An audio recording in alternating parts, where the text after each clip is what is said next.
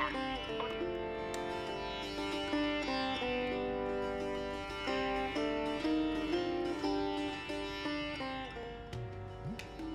The number you are calling cannot be reached. Please try again.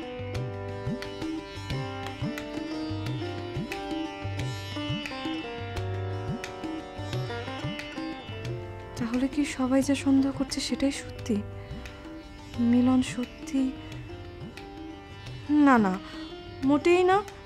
মিলন এরকম হতেই পারে না। হয়তো বাড়ি যাবে বলে অফিসের সব ঝামেলা মেটাচ্ছে, হয়তো জরুরি কোনো মিটিং করছে, তাই ফোন বন্ধ। কাজ সেরেই ফোন দেবে। আমি বরং সব গোছগাছ করি।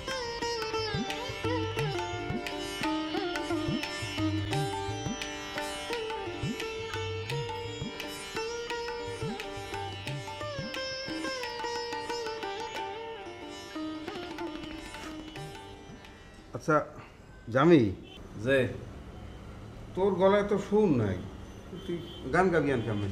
না মন খারাপ করিস না। বলছিলাম কি, এই ওই যে ইভানের লাগে 4-5টা পোলাপান আছে না, ওগুলোই যায়। ইভানও থাও, তুই হবি দলের নেতা। এই 4-5 জনের মিলে একটা টিম বানাই খেলাইলে যদি মরে মরে গান গাও, দেখবি আনে কাম হয়ে গেছে।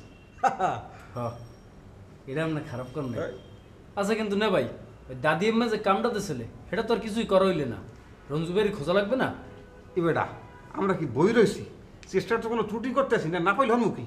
তাই পাইতেছি না যে সেটাও তো দাদি এম্মারে জানান লাগবে, নাকি জানান লাগবে না? কথা তো ঠিকই কইছো, কিন্তু রুই ভাই সালাম আলাইকুম। ওয়ালাইকুম সালাম। তো বেলি বেগম, আমনে কোন ধান্দা আইছেন আবার? না কোন ধান্দা তো রুই ভাই না, ওই যে উনি দাদি আম্মার কাছে এসেছে। উনি দাদি আম্মার কাছে এসেছেন, তো দাদি আম্মার কাছে নিয়ে যাবে, আমার এখানে নিয়ে আসতো কেন? দাদি আম্মা তো নেই, দাদি আম্মা নেই মানে? বাসায় নেই। ও, তো সেই কথা বলবার যে বাসায় নেই, দাদি আম্মা গেছে কোথায়? যে 13 নম্বর বাড়ির জবেদা, তাদের গ্রামের বাড়িতে সিদ্দিক সহ গেছেন। ফেরবে কবে? তোমরা তোমার তো জানার দরকার নাই, তুমি আর ফাজলামি করতে আসো কেন? বন্ডি, আপনি কি কাজে দাদি আম্মার কাছে আসছেন? আমাকে রঞ্জু ভাই পাঠিয়েছেন। রঞ্জু? জি, যাকে আপনারা খুঁজছেন। আচ্ছা, মোরা যে হারে খোঁজ দিয়েছি হ্যাঁ আপনি জানলেন কেমনি? যেভাবেই হোক কথাটা তো সত্য, আর এও সত্য যে দাদি আম্মার নির্দেশে আপনারা তাকে খুঁজছেন। তাই রঞ্জু ভাই দাদি আম্মার কাছে একটা চিঠি পাঠিয়েছেন, এই নিন। বন্ডি, সিডি দিয়েছেন ঠিক আছে, দশ। কিন্তু আপনি তো দাদি আম্মার লাগে দেখা না করে যেতে পারবেন না। আপনি যদি দাদি আম্মার লাগে দেখা না করিয়ে যান, তাহলে দাদি আম্মায় ওর আর আমার পিঠের আমরা খুলিয়ে হারাইবে। হয় হয়। না না, আমার কোনো সমস্যা নেই, আমারও খুব শখ দাদি আমার সাথে দেখা করেন। বাট এখানে থাকাটা কতটা নিরাপদ? আরে না না না, হ্যালোই আপনি কোনো চিন্তা করেন না। এখানে আমরা যারা আছি সব দাদি আম্মার ক্যাডার। আর এখানে থাহার মূল বিষয় হলো চরিত্র। চরিত্রহীনরা দাদি আম্মার শত্রু আর মগও শত্রু। আর শোনেন, এখানের কেউ বলেও আপনার দিকে নজর দেওয়ার সাহস পাইবে না। যদি দেয় তাহলে চোখ গুট্টি উঠে গেলাম না। হ্যাঁ আচ্ছা ঠিক আছে বন্ডি, আপনি এখানে নিশ্চিন্তে থাকতে পারেন। বেলি, তুমি বন্ডিকে নিয়ে যাও। আচ্ছা বন্ডি, আপনার নামটা তো জানা হইল না। আরে না ভাই, নাম দিয়ে আপনার কাম কি মিয়া? দিস ইজ টু মাছ না ভাই, দিস ইজ টু মাছ। আমরা তুই কোন বেশি বেয়াদবি করতে আসো, চোখে কোন কান পাই গেলাম, তাহলে রক্ততে দেখতেছ।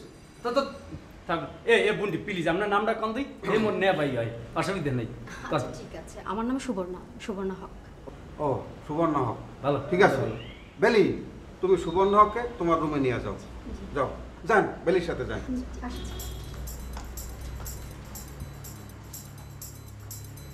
এই সুকা, তুই কলম আবারও বেয়াদবি দিতে আসো। চোখে কলম কানের পাশে ঘুরে খুলে আনাম কলম।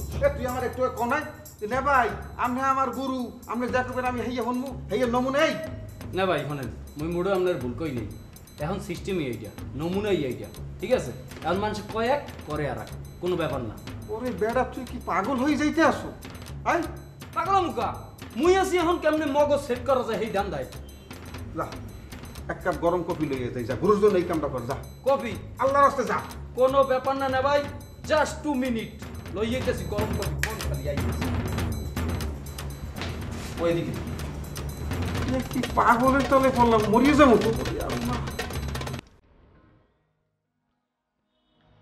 প্রিয় মনিকা, তোমার মুখোমুখি হব, তবে এই মুহূর্তে নয়। আমার হাতে কিছু কাজ আছে, কাজগুলো যদি পারি শেষ করেই তোমার সামনে আসব। একটা কথা তোমাকে জানানো দরকার।